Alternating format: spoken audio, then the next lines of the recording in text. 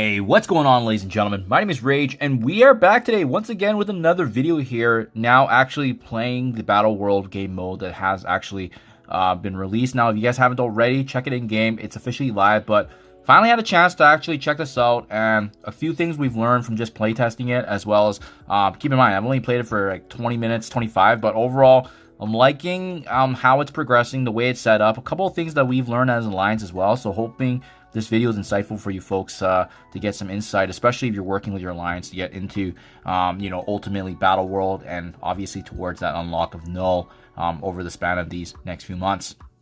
But yeah, you guys may have seen already, there's new tokens that we've actually earned from playing this game mode. So we actually earned 540 Battleworld credits from fully completing the first zone.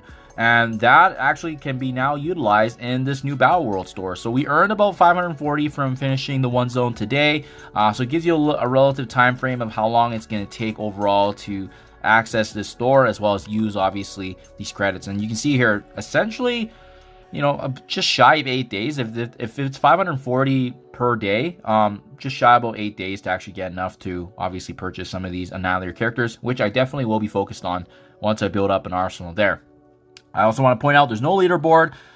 You can see here on the right as well, there's rewards being tied back in terms of how much alliance victory points you're going to be earning through the siege. So I suspect that as we obviously go higher and higher into these different zones, there's going to be more points earned.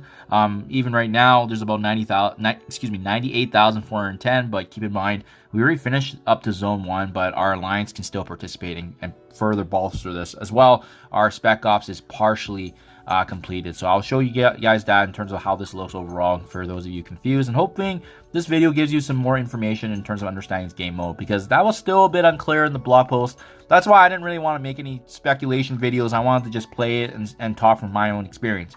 Now keep in mind, guys, because it's difficulty 0 for every alliance starting right now, it's likely going to be a cakewalk. I just autoed everything.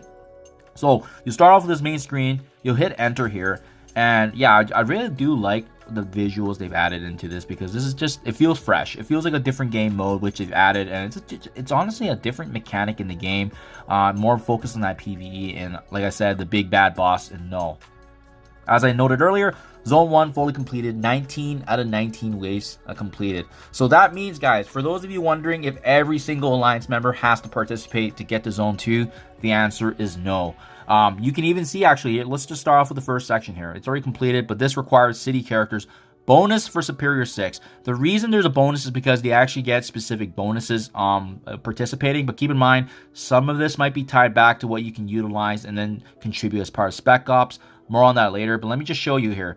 Thankfully, we've had a lot of team members already attack, and that adds obviously to the VP total, but you actually don't need 10 or all 20 members to finish up. They are able to do that, and that way they can add some more victory points overall. But at the end of the day, we did not need every single alliance member attacking to get to zone 2. So that's the good news. I do like the format of that.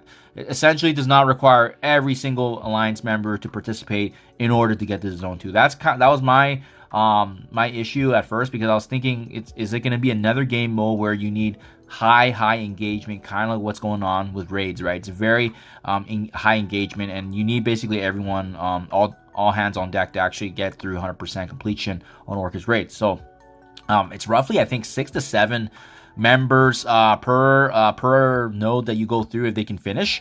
But the one I do want to point out, guys, is node 4 here. You can see this one has a bit of some purple ISO 8 highlighted here, and for good reason. If you tap into this one, it looks like the exact same structure. Differences, this one requires Astral or Pegasus, and I do believe that this is going to be structured very similar to the other waves going forward into the different zones. But you can see on the left there, this one does matter. Alliance waves cleared, 54 out of 144. The reason is because with this node specifically, it's actually going to reward you purple ISO 8 daily based on how many waves have been cleared. So obviously, it does add up. That wave 120 and 143 is only 2350, all the way bumped up to 2750. So everyone's doing it on a daily basis. It can add up over time. This can be a consistent way to generate ISO 8 purple. Could it be more? For sure, but at least now we have a guaranteed way in the game to actually earn this. So this is the one I would be mindful of, because you basically do need every member to participate, so that way you can actually maximize the possible rewards for Node 4. definitely flag that for your alliance and communicate that, because that's a really big, important one there. Otherwise, we autoed through everything. All the attacks were really straightforward. So far, I don't see any issues, but obviously it's going to get very interesting once we ramp up the difficulty. So I'll be back with gameplay, guys, if that's needed. Otherwise, if I'm just autoing, I don't think that's a good use of your time. It's not a good use of my time, especially if it's more of a participation exercise, right? Which then now leads us into the Spec Ops. For those of you confused about what this is going to be, I communicated with my alliance that we should actually focus in on finishing the missions first, because this was kind of a big question mark. Like, how is this going to work? Do you earn VP or victory points based on just participating? And it looks in this case that you do not.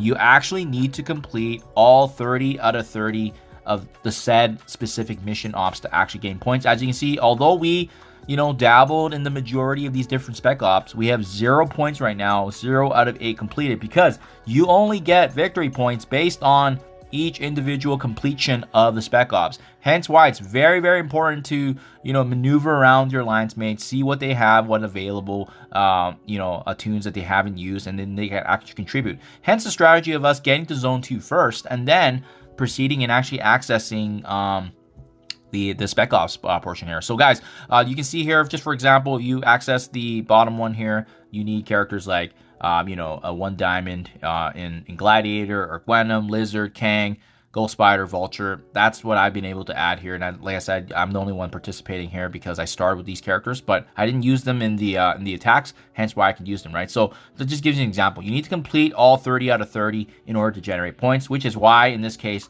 we don't see anything actually being attributed here. But otherwise, yeah, that in a nutshell is Siege on Battleworld, guys. So we have the 4 missions every single day that you need to go through. Again, you don't need every single alliance member participating to actually get to the next zone, but their participation obviously is going to help you generate more victory points. And you have to balance that out with obviously the Spec Op missions, which are passive. When you contribute any members to Spec Ops, they can't be used in battle. So just something to be mindful of there. Now, I also want to just show you real quick here, because we were able to finish off Zone 1, we can now look forward into Zone 2. And what's nice is that you can actually see when they do unlock, right? And you can also even preview what the next teams are. Again, this was all laid out in a spreadsheet on MarvelStrikeForce.com's blog from last Friday. But if you guys just want to see it in game, you can see Villain Global, Mutant, we have the Mercenary, as well as Astro Pegasus once again, as well as Spec Ops. You can also preview as well. So just things to look forward to in the game, but it's fresh, it's different. I like it. Mercenary is definitely one I have to build up on. It's not great right now, but the good news is that these missions are so easy that you can solo a lot of them right now. So yeah, there you guys have it. That in a nutshell is Siege on Battleworld. Let me know how your gameplay is, but the good news is that tons of rewards coming through. There's a new Battleworld store that we can take advantage of. In the meantime, yeah, obviously another great mode for us to work on an end game content that's coming into the game. In this case, the big bad boss. And no, I can't wait to get access to him, because he's going to be well worth it for that prize, especially with him being a legendary status kind of character joining the game.